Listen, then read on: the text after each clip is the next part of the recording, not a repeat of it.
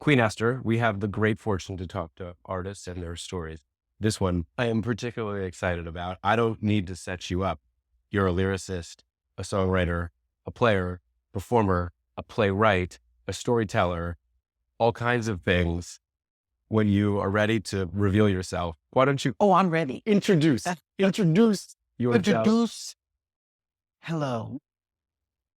My name's Queen Esther, and I went out into the world and decided, wow, you know what would be really great is if what? Okay, well, y'all are here. So y'all are going to get this. You're going to get it too. Good. Okay, so what's my deal? Basically, I didn't necessarily want any of this. It just kind of happened. And I think it happened because I kept evolving and growing as a person and as an artist. I kept evolving creatively. The things that I wanted, I outgrew other people. My ideas kept expanding to the point where I couldn't contain them. I had to grow to keep up with the things that I was coming up with. And there's no explaining that. When you're dealing with the alchemy of New York City, the pressure that New York puts on you and the pace that is New York, and nobody has really captured this. I guess you've got all those Woody Allen movies. I was sitting around watching those when I was a kid, and Scorsese and whatnot, but no one has ever really, Sex in the City, no, just no. But no one's really captured what that is and what that means and how that drives you forward creatively, because I was always out of my comfort zone. I was always reaching further than I could grasp. Everything I wanted was right at my fingertips, but that's how you grow. So I was in a constant state of growth, and I was always getting the rug pulled out from under me. And I never knew what was going on. Everybody was so much better than me, so much faster, so much more talented, so much more interesting. Well, not interesting. Not interesting. No, That is guaranteed. come on. But can we rewind? Because this place that you're describing is the here and now in New York. Your journey, though, started long before arriving in Manhattan. You were born and raised in the South. Yeah. And I've said this before. I think that in the South, you have to make your own fun. You have to come up with your fun. The things that you do, I lived in Atlanta. I grew up there, which is basically, it's called the city in a forest. I think it's got more trees per capita than any other city in the country, if not the world. Is that right? Yeah, it's just treesy, treesy, treesy. And where I lived in Atlanta, we lived in a house and we had acres of forest around us.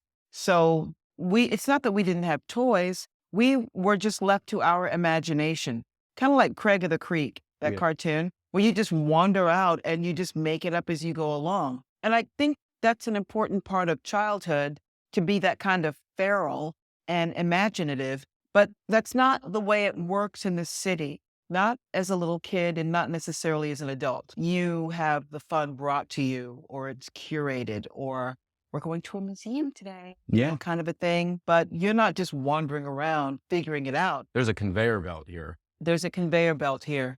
And in LA, even more constricted, confined. You're put into a program, or there's a service or something like that, but you can't just reform, just make it up. And I think that Southern upbringing, combined with having all the music, all the blues, all the church music, all of the real Black traditions upon which all of American music is based, is decidedly resting upon, begins and ends in the South. So I had a great advantage growing up there, a great advantage. I didn't see it that way now. And then I thought, oh God, I'm a bumpkin. I'm a hick. But once I got up here, I just thought, screw it. I love me. And that loving me meant loving my natural hair. It meant loving my African face. It meant loving all of my hick ways. How country I was wasn't necessarily a bad thing anymore, because it just made me me. And all of the things that make you unique, that's your superpower. That's the thing that you have to lean into. Everyone else around me seemed to be pretending to be all these things that they weren't. I met a lot of Yankees, and I still do. I still meet a lot of Yankees who tell you that they're from the South, but they're really from Brooklyn. Brooklyn Yankees, It's a thing I believe. because they know how cool it is. They know what the South has got. It's weird. They denigrate the South, but yet they put it on like a cloak whenever they need to validate themselves or whenever they need to make themselves more important or differentiate themselves from all of the Yankees around them. And they'll say, well, my mother was from the South, or my grandmother, or I grew up down there. I spent my summers down there. I've got lots of Southern relatives, but they themselves are from the Bronx or Brooklyn, and they think like it, and they talk like it, and they act like it, We can and they tell do like it. because truly Southern individuals have an intrinsic sweetness and kindness that you cannot fake. And warm. Correct.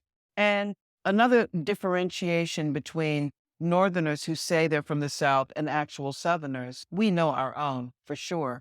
But the main thing is they're very much lone wolves. Southerners. No, Yankees. They Yankees. like to be lone wolves, and I did this myself, and I stand apart and alone, and I don't need, I just did it. This kind of thing.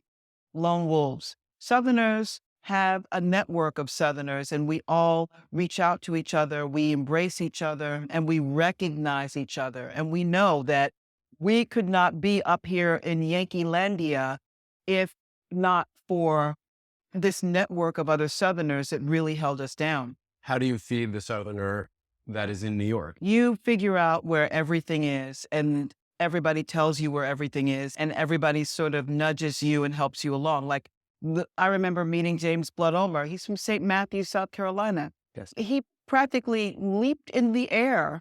He was so happy to meet me. He threw his arms around me like a long lost relative. And that's the vibe you get from Southerners. It's like, oh, okay, and then you embrace them. No Yankee that has called themselves a Southerner has ever treated me that way. That's how I know who they are. The tag. How I know. One thing I want to go back to is I think I recall you either told me or maybe I read it that your original intention was never to necessarily be a musician primarily. Oh, no. It started with Oh, no. that this was accidental. It wasn't necessarily accidental. I just kept outgrowing things. Look, you can only reach for what you know, right? I didn't know about any of this. I didn't know about performance art or solo performance or alternative theater. I'd never seen any alternative theater. I was the kid who was the musical theater geek who would sit around listening to, the cast album of Hair or some Disney movie.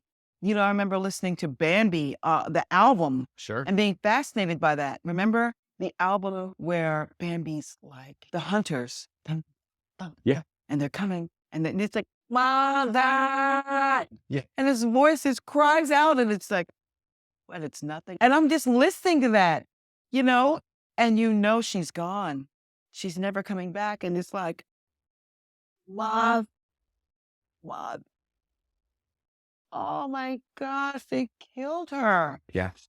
And you're 5 and you're crying. And you're like, I'm totally all up in my feelings. I'm crying. I'm just like, what's going to happen to Bambi? He's their baby. yeah. And then he makes friends, and you know what I mean? Yes. Thumper and the whole thing. So yeah, that was my world. All right. Favorite Disney album? Oh, Because you went there. I don't know. I really like Sleeping Beauty. It's totally Dark Horse candidate. Would have never guessed. I know, but Bambi's a favorite because of that whole thing. And, I remember all the little songs, and I don't know. It's just listening to that took me into this whole other world. But it was the drama of theater that initially got you into the arts world. It was church. It was getting up and singing in church and really understanding that music is a spiritual conduit. It is me getting out of the way and letting God be God and work through me to touch other people. That I really, in a way, if I'm doing it right, I don't have anything to do with it at all. It's all about me stepping aside and letting that spirit move. If I'm doing it right, that's what happens. It's not about me at all. And I understood that to be true as a very small child singing in church and watching the spirit just move through the room. It's like, oh, this is something that's sacred. And this music is a way for that spirit to get out into the world, into this room, into other people. It's a way that it can communicate. And I'm just, a messenger if I'm doing it right. If I'm allowing it to work through me, that's what's happening. And that was, the junior choir. That was choir rehearsal. That wasn't necessarily me going, I could be a professional singer. That's like, oh, that's the way this works. Oh, okay. Then I went to a performing arts high school and I got to do musicals. And I thought, well, if I could be good enough, then maybe I could be in the chorus of a Broadway show. And if I did something like that, then I could be making a living making art. And that would be good enough for me and would keep me out of a conventional life. I would go to New York. And I think the first movie I ever saw about New York was The Panic in Needle Park with Al Pacino. He had just done this play called The Indian Wants the Bronx. And he and this girl named Kitty, the actress, I can't remember her last name, they made that movie and it doesn't have a soundtrack. Interestingly enough, all you hear are the sounds of the city, but you don't hear music or some lone horn playing or whatever. I mean, I couldn't sleep one night and I sneaked into the den and I turned on the television and I turned the volume down really low. And I watched that entire movie with the junkies and the freak out and you took my wake up and all of that. You felt New York calling to you through that. Oh, yeah. I felt New York calling to me through that movie and through Saturday Night Live and through every movie that I would watch religiously that had anything to do with New York. What is that Beau Bridges movie about New York? I think it's called The Landlord with Pearl Bailey. Brilliant movie, satirical, wonderful movie. Dinah Sands is in it. Completely unsung, underrated actress, just breathtaking. But I can remember thinking, oh, I'm going to move to New York and Al Pacino's going to be my boyfriend and he's going to be a junkie and I'll love him anyway and I'll make him biscuits. And, I just had this whole, I was 8. Yeah. Yeah. What did I know? Nothing. Yeah. I knew nothing, but I just thought, oh, well, that's a way that I can make a living. I can sing in the chorus in the same way that I'm singing in the chorus of a choir in church. I can sing in the chorus of a Broadway show and do whatever movement is necessary. And well, here's the kicker. Kick us. I thought talent mattered. Cut. Yeah, it doesn't. Say more. Talent doesn't matter. And that was, I think, the first real lesson that I learned in New York. Talent doesn't matter. And I'll stand on that 10 toes down. What matters? Endurance, perseverance, discipline, getting and staying organized, focus, determination. And after you do all those things might not even matter either. You might wake up in the midst of all of the success and get hit by a bus. Yeah. Or get cancer. Yeah. Because God completes the arc of your life. You don't, it's really all about what God wants you to have, not necessarily what you want. So I don't know. You can do all the pushing and shoving you want, but if God doesn't want you to have it, you go get it. You mentioned church being part of the inspiration for this journey of yours. Are you still a religious and spiritual person? I don't consider myself to be religious. I consider myself to be spiritual. I'm a child of the living God. And I am a Christian. But, there's a quote by Frederick Douglass. He talks about how beautiful Christianity is and how, you belong to Jesus and in a way that is supernatural and, all of these things. And how America has really warped that and turned it into something ugly. He talks about, I can't remember the name of the book it comes from, but he says, you're raping and you're destroying people's lives. You're breaking up families, but you say that family is important. You're taking my sister and selling her off for prostitution, but you are pious and you talk about, modesty and all of these things. It's like this country is steeped in all of that. They carried on like this for, 250, 300 years and they can't face it. Yeah. They can't face it. Well, the reason I ask is Oh, it, there's a reason. once in a while. Is we Every so often there's a reason. What I was trying to get at, we were talking to an artist earlier in the week, and they said, God is love. And then a couple minutes later said, music is love. So that then prompted this discussion that music is a connection to the divine. Yeah, And it's almost exactly what you said in different words. it's spiritual. Yeah. It's In a a unique, spiritual practice, whether people realize it or not, which is a part of the reason why when people are emotionally attached to your music, you have them forever. You have them for life. yeah, we've all felt that. We've all felt that. I mean, when this happened and you remember your grandmother or, something, there's a myriad of events that happen in your life. And Your first breakup, yeah, maybe a something, wedding, some song triggers it and it all comes rushing back. your parents' music, whatever they listened to that got you. That's why I made the album Gild the Black Lily. The real reason why is because I missed my grandmother so much. I missed her so much. Was she a doorway into music? She was a doorway into life. Hmm. She was my rock when I really needed one. I had my back up against the wall in New York, and there was a moment when I thought she would call me. We would talk, Yeah. And I would think, how could I possibly tell her what I'm going through? She can't relate. Does she, how could she relate to and she'd say, tell me, tell your grandmother, tell me everything. And I'd say, well, I went into this audition and I really wanted it and I didn't get it. And she'd say, it's not good to be out of the will of God for your life. If God didn't want you to have it, you shouldn't want it. You shouldn't want anything that God doesn't want you to have, whether it's a sandwich or a book or a bus or anything. It doesn't matter. A friendship, some guy that you think you like. A book, a bus, or a boy. Yeah. It's like, no, Yeah. if God doesn't want you to have it, you shouldn't want it because that puts you out of line with God's purpose for your life. You have to stay aligned. You have to stay focused on that. If God doesn't want it for you, why should you want it? So hard to, how do you stay aligned, Even Yeah. spiritually, if that's, Well, not wanting what you're not supposed to have or what is being told you can have is one way to do it. I mean, I'm going to try.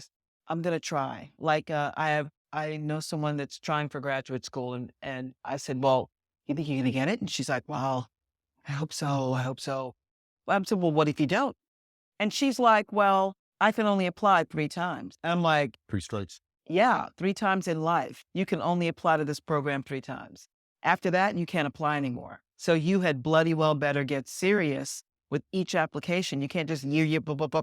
Maybe you apply in 5 years when you shore it up. I'm not saying don't try and try and try, but I went into an audition and I got a no. And she's like, you should be okay with that. And I never forgot that conversation. And that's when I started thanking God for closed doors. My parents had me when they were very young, so she raised me. Oh, So what you're saying really resonate. yeah. Did your grandmother play a big role in your Oh, upbringing? yeah. Yeah. During the summer, she was like the little old lady who lived in a shoe. It was me and my brothers and all my cousins, and we were down in the Lowcountry. We'd go to Edisto Island and Charleston Landing, and we'd just run around like a bunch of little crazy pants, little freaks outside. I'm not kidding. We were just, Play. yeah, we were just playing. And she was always fun. Even when it wasn't fun, it was fun. Even when it rained, I don't know. I remember encyclopedias. Yeah, I remember them. Paper. Remember paper? Paper-based Yeah. knowledge. There was a set of encyclopedias that I loved to read, and I would just open them at random, just pull them off the shelf when I was really little, because my mother taught me how to read when I was 3. So by the time I was 5, I was reading on the level of kids that were like more than twice my age. That's amazing. It's the truth. So I got bored really easily in school. That's why you're so interested in historical figures. I think so. When I was in kindergarten, the teacher was called out of the room for a moment and I was bored. She had us in a little reading circle. So I went and sat on her stool And I picked up the book and I showed them the pictures and I started reading the book. She came back and she stood at the doorway just to see what I would do and watch me. And when she realized that I wasn't making up the story, that I was actually reading the words, she kind of flipped out. I'm sure she was blown away. She called my mother and she goes, Esther can read. And my mother's like, I know I taught her how to read. So my mother being my first teacher and my mother being the one to give me my first library, I had a I can read all by myself library, The Cat in the Hat Yeah. and Green Eggs and Ham. I had all those books. Yeah. And I kind of always maintained a little library for myself. And I don't know, even old encyclopedias fascinate me because there's stuff in there that I didn't know. And there's always more stuff to research. There's always more stuff to read, which is a part of the reason why I loved acting so much because acting requires research. Yeah. You have to constantly research. And the more historical you get, the deeper into the rabbit hole you go. That's right. Right down to the clothing they wore and how they walked and how that clothing might constrict you or set you free. Right down to whether they're wearing makeup or not, or what the convention was. Right down to how they would bathe. You know, and this drives me crazy, Versailles, right? Sure. All Just the, say Versailles. Oui. okay, all those rooms in Versailles. All those rooms in Versailles. And not one bath. Well, that's a real shame and a Not mess. one bath. Layers and layers of heavy cloth, the curtains. They had proscenium art stage. They had all this stuff. You know where bathrooms come from? Africa. Okay. They didn't get the memo in Versailles. They did not get the memo, Versailles. I mean, when I say bathroom, I mean a room that you go into to do private things, to beautify yourself and to get ready and whatnot. I mean, with your physical self.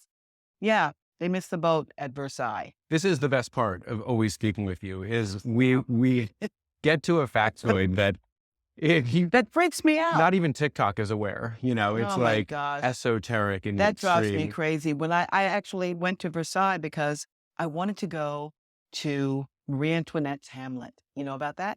I don't, What? but I'm going to get ads on it now, I'm sure. Okay, here's the deal. Marie Antoinette had a little hamlet, not a town, not a city, not a town, smaller than a town, just a little tiny hamlet, just smaller than a village.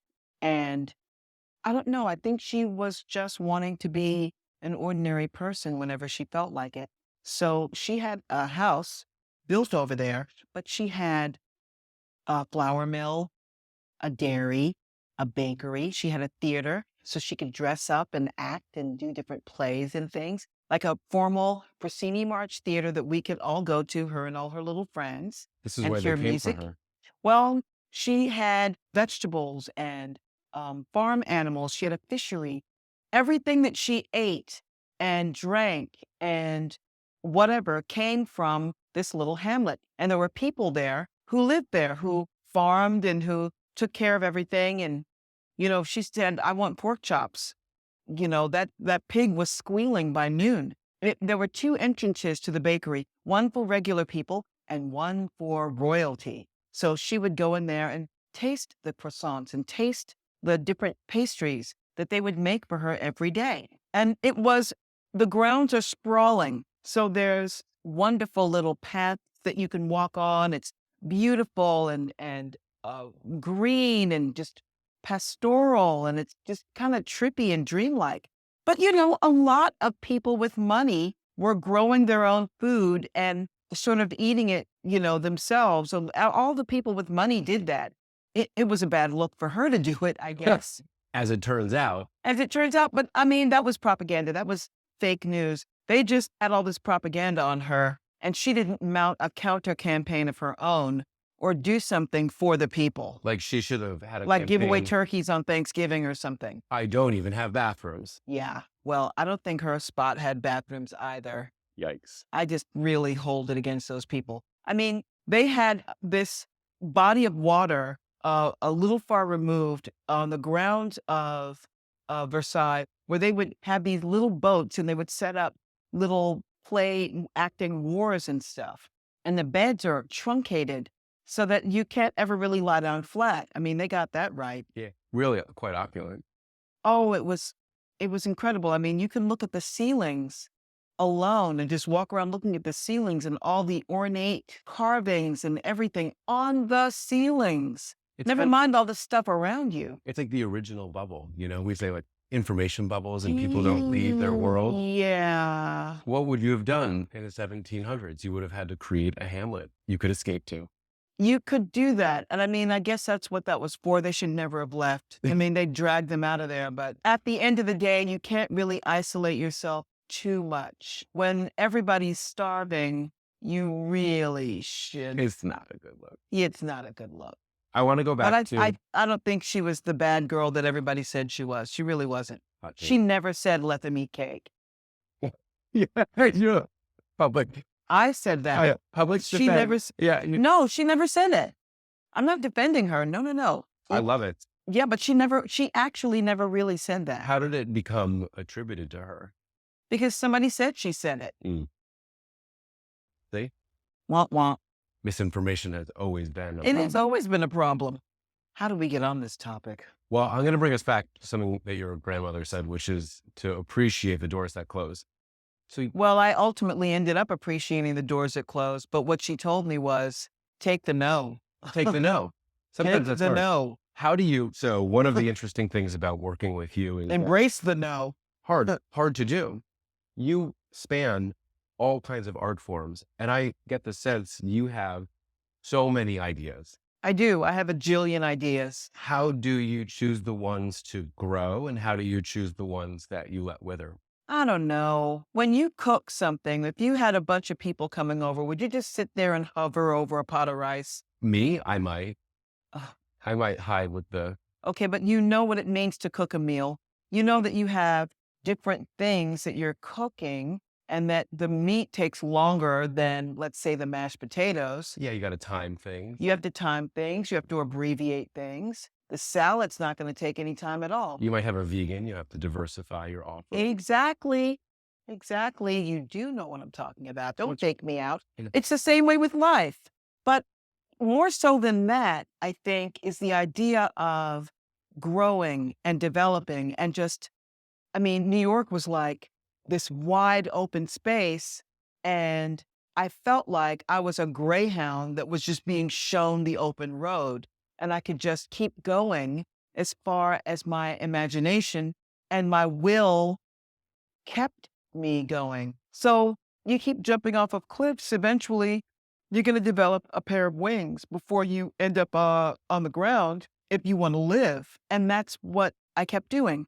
If you keep going, if you keep taking those kinds of risks, you develop all of these new skills. Yeah, It's true of anything. absolutely.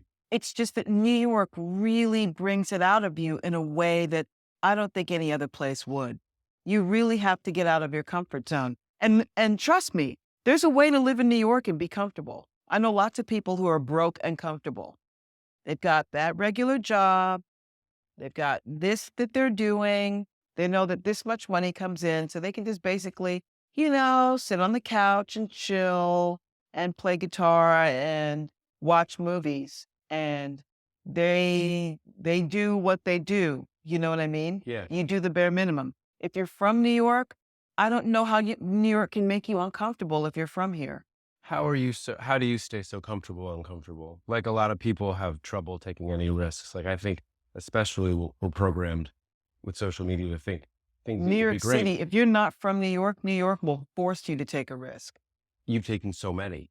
But I mean, I had to. New York made me. It sounds cheesy, but it's kind of true. New York made me take a risk. It made me do it. It pushed me into it. Okay, if you look back, is there a risk that you took where you like, because I think people would take risks and eventually say, I give up. You said, I'm going to take risks, and now I'm a risk taker. No, I didn't say I'm going to take risks and I'm a risk taker. I just kept growing from risk to risk to risk and learning from my mistakes. But I knew that I could not, me and the Southerners that I came here with a bunch of Texans who eventually, most of them left. There's a few who are here who are successful that are still here that I can think of off the top of my head. But I remember one in particular, we said, I'm not leaving until I get what I come for. Well, I think one thing I've noticed is your ideas, they're big ideas. They are big ideas. I don't think it's right to have an idea if it doesn't scare you a little and intimidate you and make you think, how in the wide, wide world of sports am I going to pull this off? But once you do everything that you can do, then you get out of the way and let God move.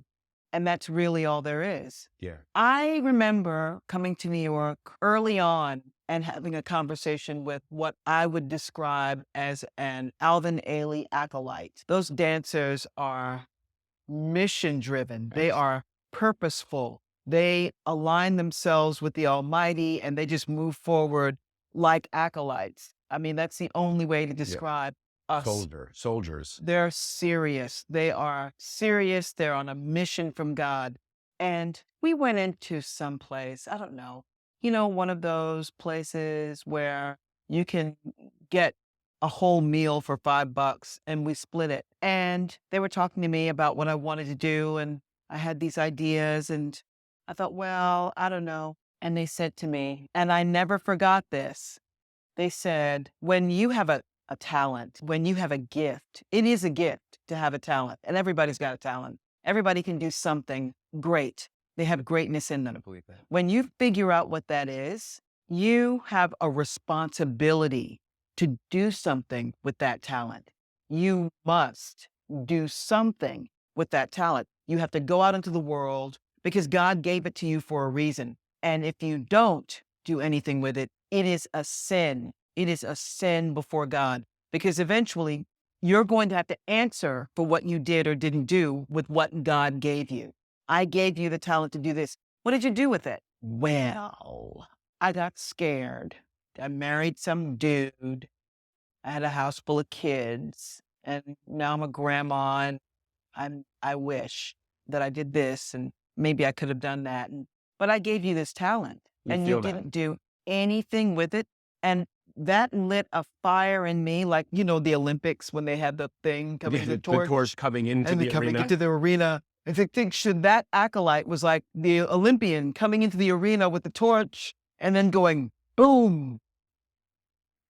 And I'm telling you, nothing has put that fire out.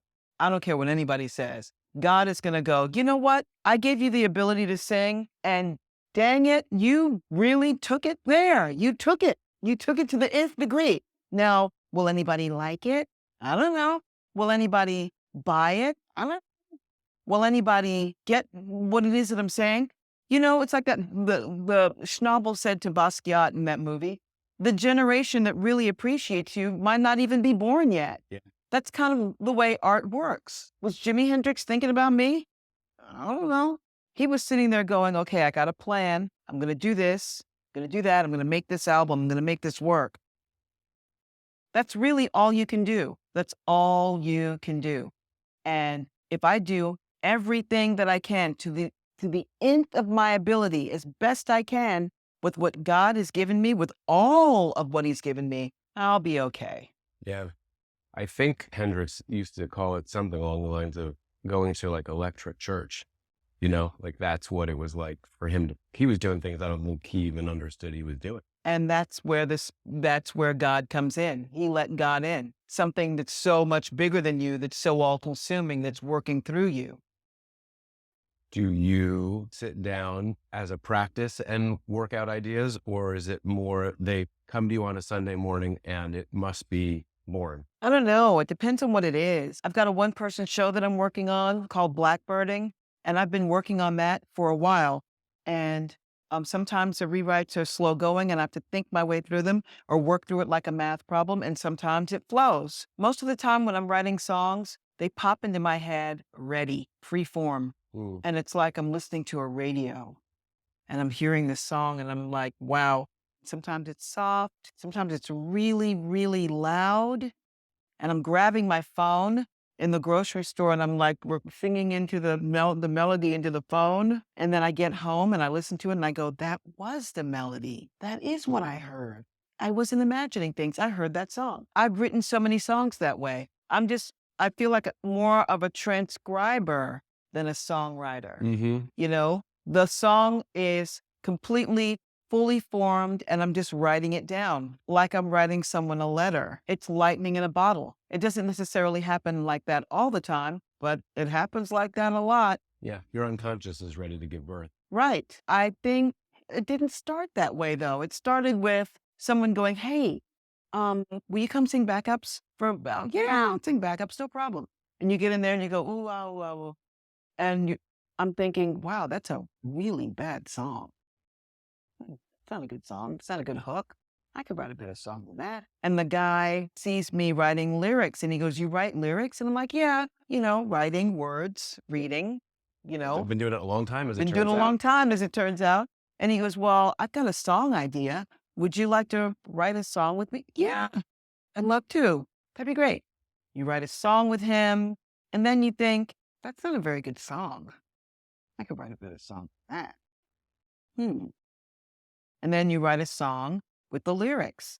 And then the next thing you know, you've written a whole album of songs Yeah. just by yourself. And then you think, well, what am I going to do now? Oh, dang it. And you go around to record labels and they're like, I don't know. So then you can give yourself a record deal and you start your own label. Alejandro Escovedo heard a 5-song EP that I had, Alejandro Escovedo, who I think is one of the best songwriters on the planet. He took it to Bug Music, West Coast, played it for Eddie Gomez, and he was like, "This is good." He took it to Gary Velletri on the East Coast, and he said, "This is really good." And he called me in, and they gave me an ad man deal, meaning they take 3% to administer my publishing, Mm-hmm. and I keep the rest. It was a deal that allowed me to own my publishing, Mm-hmm. right? So I'm thinking, my gosh, I'm like Dolly Parton, because Dolly Parton owns her publishing. She's always owned her publishing. That was the first nugget of truth that I dug out of her biography, her autobiography. Do you want to take 30 seconds if someone's listening and they don't know what publishing means and Oh, just explain the difference between performing a song and being the composer? Because I think it's a really important point you're making. I don't know how to explain it except to say this. You get paid if you perform. You get paid. You do. Everybody gets paid. But the real money in the music industry, the real money, where the money resides, the real money is with the people who write the songs. And that's only if they own their publishing. The music industry rests on publishing, music publishing. You have to write the songs and you have to own the songs you write. And then you'll be sitting pretty. You'll be doing great. And you won't necessarily have to gig. I mean, Dolly Parton does not gig. She gigs if she feels like it, but she's never been a gotta get a gig kind of gal. Yeah, right. She did television early on with Porter Wagoner, and she understood the power of television and how television can drive those sales, not necessarily touring. So she was never a hard touring artist. She was a, "I'm going to get glammed up and give it to you" artist. I'm going to give you the visuals and I'll tour. I'll do gigs here and there. But she never lived on the road. She always had a television show, The Dolly Show. She always did variety shows. And when she left Porter and went to LA, she looked around and said, in the same way that she was 9 years old, and she looked around and said, wait a minute, she was singing on the radio with her sister. And she looked around and realized at 9, the money is not in me sitting here being cute and singing into a mic. The money is in songwriting. I better figure out how to write a song. Right. That's right. So that's what she did. She got a little guitar, she got a pen and a piece of paper, and she started writing. It takes 10 years to get good at it, right? It takes 10 years to get good at anything, 10,000 hours. By her guesstimate, she's written 3,000 songs. Even the bad songs you write are good songs because it's getting you good at it. Yes. So by the time she leaves Porter with the song, and she felt so badly about leaving him that she wrote the song, "And I Will Always Love You," a song that has been a hit, and I mean a top 10 bona fide, blow it out hit every decade since she wrote it. 60s, 70s, 80s, 90s, and today, right? She went to LA and started a production company because she looked around and said, where's the money? The money is in production. The money's not in acting. And actors make a lot of money. Even with those funky contracts that they just got rid of, it was a lot of money. Mm. But production, So she started a production company with her manager, and she produced Buffy the Vampire Slayer. Great show. She produced the Father of the Bride franchise. Mm-hmm. She kept going, producing, and making that executive producer money. And then she put herself on television in her own variety shows when that was a popular thing to do on television. Right. Cher had one, Lola Falana had one, Mac Davis, remember him? Sure. He was a songwriter who figured out, I better own my publishing. In the ghetto, a baby's mama cries. He wrote that. He did. You know what happened? He got his girlfriend pregnant. He was a musician, touring musician. I think that was him. And he was like, man, I better learn how to write a song, That's right. own my publishing so I can make some money. And if someone doesn't know why, it's because when Whitney performs, Dolly gets paid. Yeah, Whitney Houston found that out the hard way. I bet. Yeah. Well, then so did Reba McEntire. Reba McEntire is infamous for saying, hey, that's not my lane, which is why she's had a television show that she produces that she's been doing in some form or another. She's been in some sitcom or another for the past 20 years. And they're on reruns now. So she's getting that rerun money. Love Roy. She's getting residuals. That's an income. Passive. I mean, aside from all the other things that Dolly Parton does, the philanthropy, the radio station she owns, and then she went to Pigeon Forge and she just basically created all of what that is, that whole theme park, and just rested all of her everything with that theme park. You can see her history and everything else. That's terrific. I'm gleaning other more important lessons from her. And the first one that I got was own your publishing. So signing that publishing deal with Bug Music was extremely important to me. And then they got bought out by BMG. So I still have the publishing deal. It's still intact. So then I thought, well, I've got the publishing deal and I've got my label. And here we sit, 5 critically acclaimed albums later, 2 singles critically acclaimed later, and I'm still going. And I think strategically, you're doing effectively the same thing, which is to build an enormous catalog of intellectual property across different forms. Yeah. Dolly Parton didn't just sing one kind of music. And another singer, she was not a songwriter, Linda Ronstadt. Sure. Her voice, so versatile. She could do light opera. She did jazz. She did pop. She did folky stuff. She did country and Americana and country rock. I mean, her voice went in every direction. She was not a songwriter. I mean, that trio that she did with Emmylou and Dolly, that was magic. I mean, Emmylou is the quintessential. She is the songwriter's songwriter. She is really something. I so admire her. And yes, I met her and fawned over her and whatnot. As one should. As one should. Yeah. As one does. Now, you have a ton of projects. We've talked about doing lots of things. We're starting with Rona, which is an album that was released during the pandemic. Yeah, kinda. I definitely wrote it during the pandemic. Rona is very personal, very intimate, and hard to categorize, but I didn't really care about that. I think that everything that I do creatively, everything that anyone does creatively, has an audience that's built into it. You just have to find them.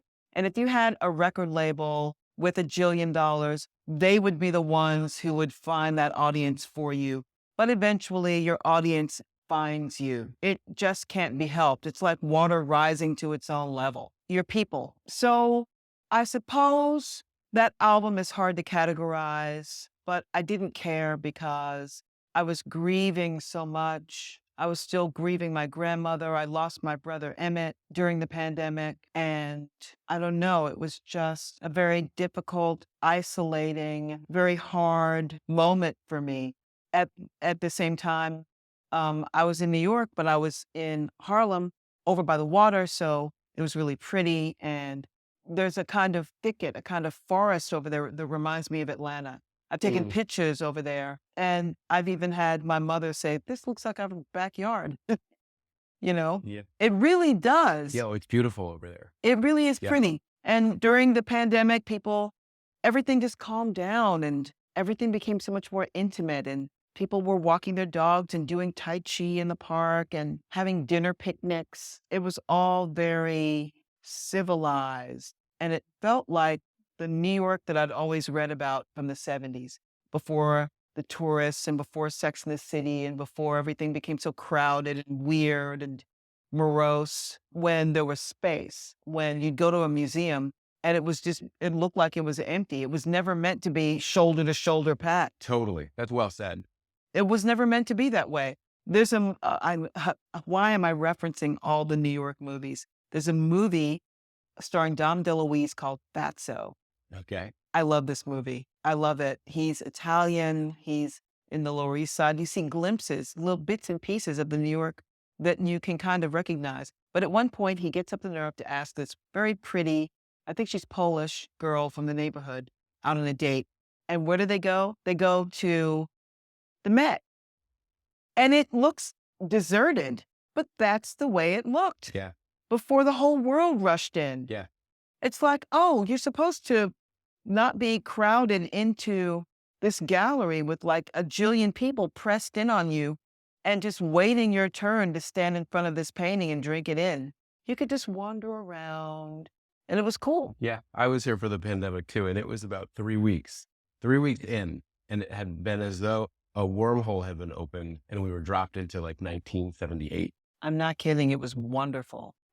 And the clanging that happened at 7 o'clock for the essential workers to just show your appreciation. You could hear that echoing all over the city. That noise and the generators keeping the dead bodies cold. I remember. That, and they'd line up these refrigerated trucks and they would turn the trucks on. They ran out of room in morgues. They ran out of room in hospital morgues. Do you remember the triage hospital they set up in Central Park? Yes. Yeah. You remember the triage hospital they set up at the Javits Center? Sure. And the boat? The boat. The weirdest year. The boat. I mean, you talk about these things and it sounds like I'm making it up. It does. It sounds like it happened to somebody else. The wonderful thing about making an album is that it's a snapshot for whatever it is that's happening now, whatever's in front of you, whatever you're seeing or feeling. It's a wonderful snapshot. And once that snapshot is gone, you're free to take another one. But to capture that, and I hope that I did from my Southern perspective of living in New York and finding my Southern friends and my spaces that reminded me of home and the things that drew me in. That's what I was aiming for with that record, and I think I captured it. I mean, there's a kind of loneliness that hovered over everything, and it certainly sits on that record, but I like to believe that I'm leaving you with hope and not just this endless darkness that a lot of pandemic albums seem to have. Yeah. A lot of people just like, oh, the pandemic, and just drag you down. And it's like, no, there was darkness, but there was light. There were friends. There was love. I don't know. Can you talk for a second? One of my favorite tracks is Oh My Stars. Because when we met, you said, listen to the whole thing and tell me which one hits you. That one hit you? Yeah. Oh My Stars is a very strange song. I started writing it when I was in residency at Gettysburg National Military Park. I did an artist residency there for about a month before the pandemic officially hit, before New York shut down. As a matter of fact, the day that I came back from that residency was the day that New York shut down. March 13th. Yes. Yeah. That's the day I got back. I literally put my things away, went to the grocery store, got all my groceries, and stood in line for something like 5 hours, just chatting. I remember my permanent boyfriend went to work. He was already at work when I got there, and he called me and said, well, where are you? I hear people around you. I'm like, I'm in the grocery store. If you're still in the grocery, I'm like, I'm still in line. It was like doing movies where like it's like a garden castle and the door locks and the windows lock and these things are coming down. You know how movies have those scenes? Yeah. If you were in Manhattan, it felt like that. That felt exactly like that. Things were closing. Shelves were bare. It's like, get everything. He left work early. He came and met me in the grocery store. It's wild. The line snaked all the way through the store and out of the store, and they were running out of things, and people were still coming in, buying. And I knew once we were in the apartment, then we were just basically closing the door upon the world. And we had no idea when we would open it back up again. Yeah. Oh, I remember. Well, I think we're all still carrying our little trauma purses around and trying to figure Yeah. out what to do with that time period. Yeah. Making that album was my solution. So I lived in a house in Gettysburg on the battlefield that was built in the 1850s. So that meant that it was there when the battle was taking place. It was a beautiful little house. It had 2 bedrooms upstairs. It had a white picket fence around it. I'm sure that back in the day, it would have been a McMansion. I set everything up in the parlor just as soon as I arrived because that's where the fireplace was, and the kitchen was modern. It was small, but it was quaint. It was perfect. Hardwood floors. I loved it. But I remember as my contact person was leaving, I said, "Why is there a second door? You're leaving out of this door from coming in. As you step in, you're in the parlor. And this door steps you into the kitchen, and there's a little wall there. Why is there a second door here?" And before they answered me, they paused, which is never a good sign. And she goes, "Well, back in the day, there were no mortuaries, and people believed that it wasn't good for the dead and the living to come through the same door. So this door was for the dead. Wow. They would bring them in through here to the parlor where they would wash them and, set them up, dress them, and put them in a pine box with candles around them and have a wake, and then they would bury them." And I'm like, okay. Yeah. Let me process that. Like, why did I even ask you that? Yeah. I shouldn't have asked that. That was like a dumb question. Okay. And then she's like, "Well, We'll be going out this door. I'm going to go out this door." No, the door was sealed shut. There was no way that you could open it. Inoperable. Totally. I mean, I guess you could figure out how to open it, but whenever I walked past it, I always imagined that if I opened it, it would be a portal. Actually, I have a fun fact for you, and then we'll come right back to your story. But it's so rare that I have the fun fact. I'm of the understanding that funeral homes are actually an industry that grew out of the Civil War. Yes. And the invention of cold storage and moving bodies came about because of the need to transport the dead from the South back to the North. Yes. Yeah. So nothing existed before that. And of course, now it's an entire industry. Yes. But it was Black men, or rather Black soldiers, that they conscripted to dig up those bodies and deal with them, which is why Black mortuaries sprung up the way that they did and did as well as they did. Thank you for adding that. You're more than welcome. So, yes. Yeah. Oh, my stars. Back to the song. Classic issue for our conversations. I know. I'm spinning out. I was near the wheat field. I could throw a rock and hit it from my porch, I think, if I really swung hard enough. I was that close. The wheat field was this expanse where the flag changed hands as many as 12 times in one day. Some of the fiercest fighting happened there. And when the smoke cleared, you could walk from one end to the other and your foot would never actually touch the ground because it was piled with so many bodies. So the thing that struck me about all this fighting is that you didn't die because someone shot you. You died because you were wounded and no one came to get you. Yeah. So I went to the wheat field and I laid down on the ground and I tried to imagine what that would be like to be hurting and wounded and staring up at the sky and just really hoping and praying that somebody would come and get you before you expired. And sometimes they did, but it's a lot of farmland. Most of the time they didn't. I mean, there's a creek called a run. It's also another name for a creek, and they called it Bloody Run because the water in the creek just turned red with blood because there were just so many men dying. Look at it this way. The Vietnam War started, 57, 58, right? I trust your knowledge of history. I think so. Your encyclopedic It's been a knowledge. low carb day. So if I'm wrong, don't you dare get at me. And that is about my this. fault. And that is your fault because no free lunches here. I'm kidding. No, I'm not kidding, actually. It really has.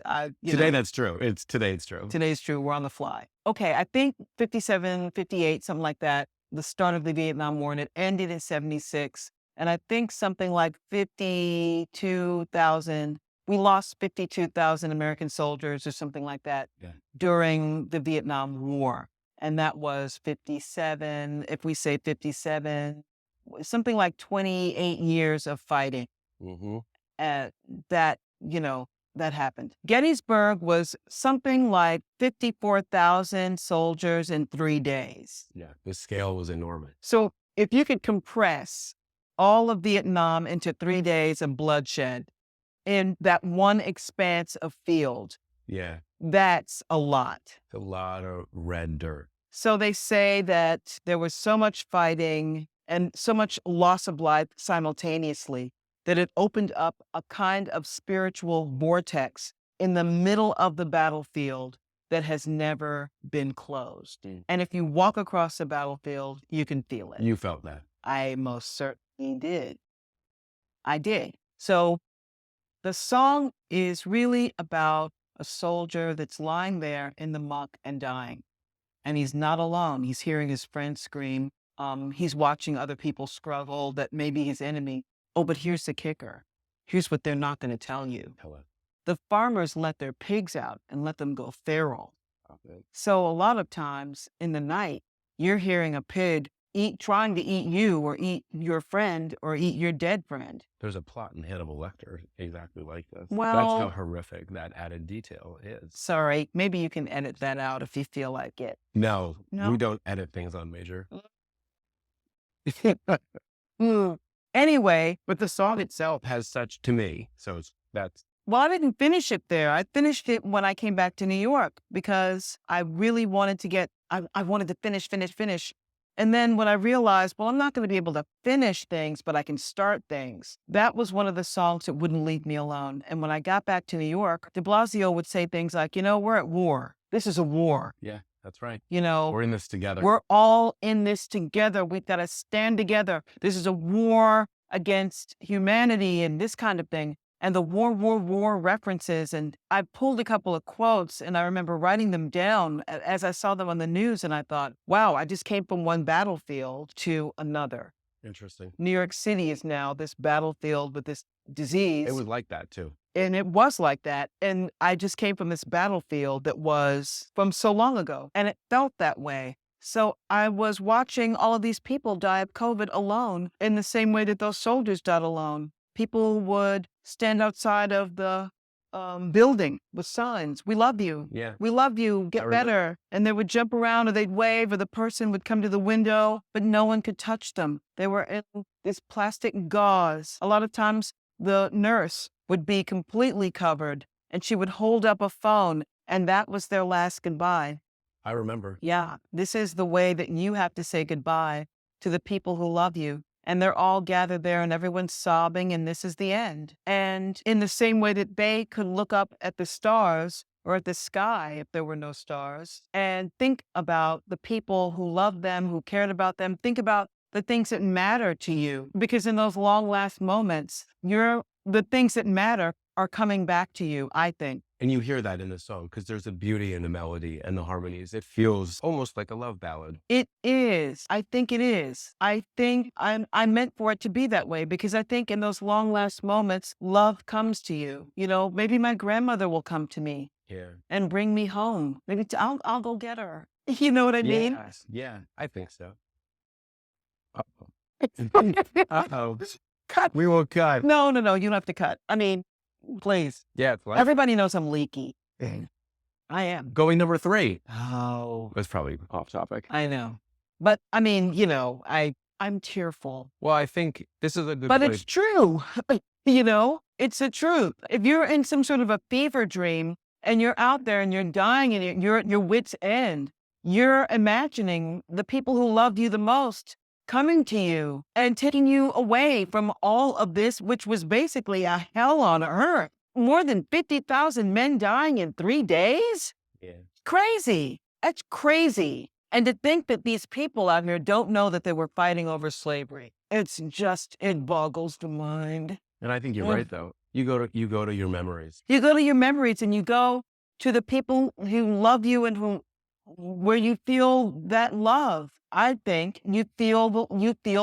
You feel love and you feel loved. Maybe you'll live the next day. Some people lived through COVID. Some people were intubated and they made it. Oh, for sure. And some people didn't, but some people did. Some people made it through. Some of those soldiers did make it to see another day. Yes. I mean, so that's why the song ends with a question. Will I, what's going to happen? Am I going to live to see another day, or will I die underneath in a field of stars? I wake up every day with that question. No, but I think ending on hope is a good place to break for now. Okay. You're one of the most incredible and like richest is not the right word, but I think like the roots go so deep on your storytelling. Oh, well. So we're going to Are do we this. done? No, we're going to do this again. Oh, Jamie, you made me cry Well, on camera. it's Keep it. important. It's cool. It's fine. You want to rap like that? Like what? Like, what is that? It's like, Keep it. It's fine. you have some new work coming. Yeah. For people who want to go find more and are finding this for the first time, where can they learn about you? You can go to a website called QEworks.co. QEworks.co. And that's got everything. Everything. You can always go to Bandcamp. Today is a magical day. Today is a day that I did a pre-launch for my album on Bandcamp. Yeah. So if I'm a record label of one. I really, really am. I am not a conglomerate. I'm not McDonald's. You know what I mean? I'm sitting here flipping hamburgers one at a time and, all of this bespoke catering and whatnot. So if you really want to support me, buy my albums on Bandcamp or buy them when I do a gig, because that goes straight to me. What I'm doing for the most part is figuring out ways to bankroll what I'm into, all of it, so that I can remain independent and do what I want to do, just like Cartman. Absolutely. Always surprising. Just like Cartman. I want to, look, what did Dave Chappelle say? You can't really do anything without, I'm not going to get the quote right. Okay. The idea is that everyone is answerable to some conglomeration that is probably white and looking after white concerns and white tendencies and catering to whatever makes white people feel comfortable and safe, or at least those people running that corporation, making them feel comfortable and safe. And I'm not here for it. I'm here for the culture. I'm here for Black feminism. I'm here for that Black perspective from women, from me, from my grandmother, that most people would never hardly even consider. And I think that in this moment, we as Black people are and have always been interconnected with all of the people all over the world who are reaching for more or stepping outside of that colonialist infrastructure.